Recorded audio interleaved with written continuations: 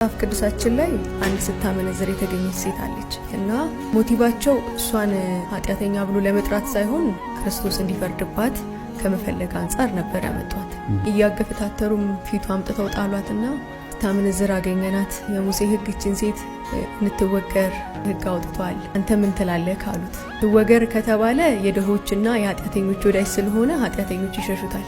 አትወገር ነገ ታስተካክላለች አይነት ደሞ ቢል ደሞ ሕግን ሻረ ብለው ደሞ እሱን ይወግሩታል። አንድ መልስ ግን መለሰላቸው። በጥሙና መሬት ላይ ሳለና ከናንተ ኃጢአትን ያላደረገ ይውገራት አላቸውና መልሶ ወደ መሳሉ ጎንበስ አለ።